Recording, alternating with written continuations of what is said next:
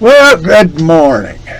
I got to thinking yesterday, and I got to reading and paying attention to some things that I had forgotten about.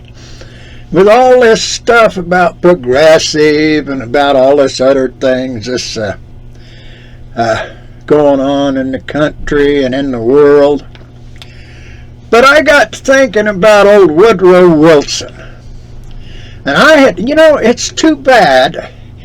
Well, I know why they don't. They don't teach history or civics in schools like they should, because it would mess with the system that they got going as far as political government, the two-party system, and democracy. Now, if you go back and you look, Woodrow Wilson was put in as president in March of 1913. They used to put him in as president at the beginning of spring.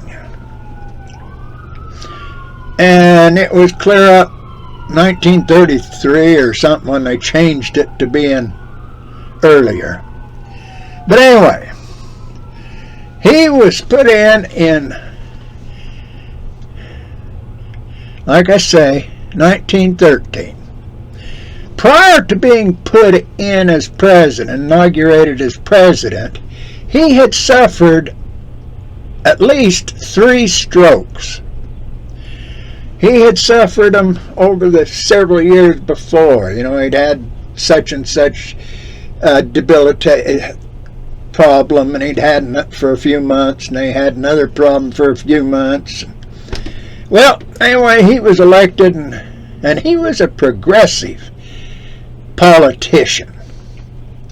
Well, just prior to him being inaugurated as president, that period of time right there when he was running for president,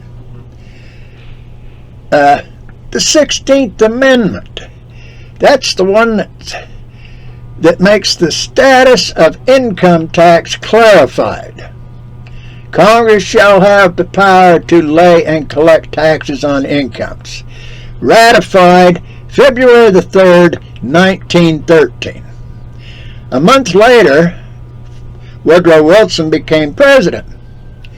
Well, let's see. A month after that, Amendment 17, senators elected by popular vote shall be elected by the Senate of the United States, composed of 2 senators from each state, elected by the people thereof. Okay? Now, those 2 were put in there then. Now, before President Wilson's 8 years was up, in January 16th of 1919, the 18th Amendment was ratified by the states. That was prohibition. Liquor was abolished. But that one was so bad that it got repealed by the 21st Amendment in 1933. Now, this is a progressive era. We elected... Well, let's see. It's been progressive this whole period of time. I don't care. You go back clear to Reagan, or you might go back before him. This whole era of time in the United States has been a progressive era. Now,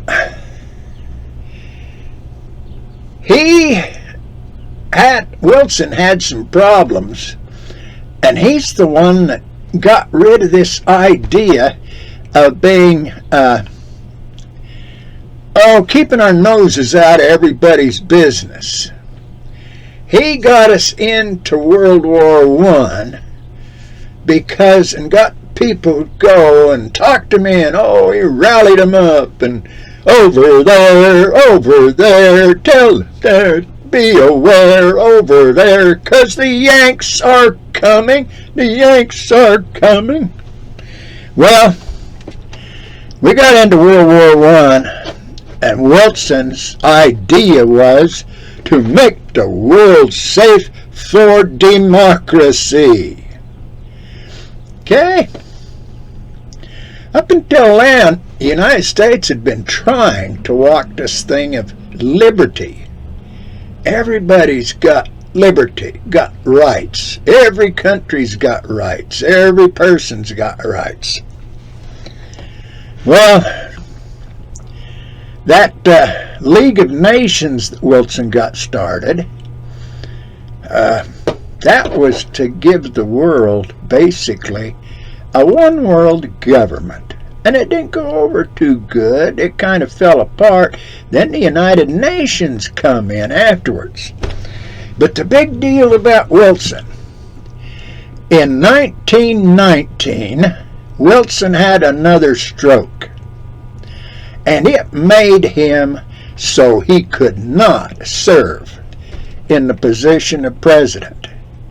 And what happened? Well, go look, go read, go study history. From 1919 until March of 1921, his wife, the First Lady, actually acted basically as President of the United States. She checked all this stuff and authored all it, because the socialist progressive movement was in such authority then that nobody could do anything about it, I guess, because nobody did. And that's sad. Well, it went from there. The president that followed Wilson, he had his troubles. And then they got up and they got that there great man, that Franklin Delano Roosevelt in there. What was that? Grover Cleveland, I think it was. But anyway, they got into the Great Depression. It started in the 1920s. And Franklin Delano Roosevelt, the great FDR, the great socialist that put all these socialist programs in place, and everybody's so wonderful. United States, we haven't had liberty since the Civil War. And that 17th Amendment about the senators that made them elected as party people instead of state people, elected by the people, instead of appointed by the states to guard the states' sovereignty and independence and make sure none of this other crap happened. See, go read, go study, pay attention, see what's going on in the world. It's sad. But it all happened, and it was to make the world safe for democracy. Well, Russia don't want democracy. China don't want democracy. The Arabs don't want democracy. Actually, Israel don't want real democracy. I guess Israel still basically the law of Moses. How many of them African countries down there want real democracy? There is none. Because when you look at that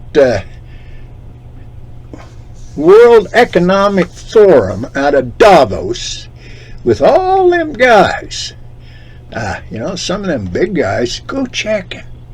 Who owns the Federal Reserve? Is it we the people? Or is it rich, wealthy, historical families that own the Federal Reserve?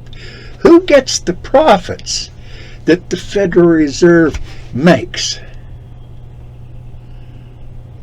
Think about it. There's a lot of this stuff. It's so crooked, so corrupt, everything. Think about what liberty is, individual liberty. A gay man and a gay woman are supposed to have the right to do whatever they want as long as they don't force it on or take away the rights of anybody else. A woman should have the right to choose to go have an abortion. At least should be able to. Think about it. Hey, go read real close in Christian scriptures and stuff. See what it says about man's agency. When you take that away, if you're a Christian, taking away somebody's agency with a law saying you can't do this, isn't that a sin? Think about it. Well, I got that on my chest. I'll have a good day now. You have a good day, and may God bless you.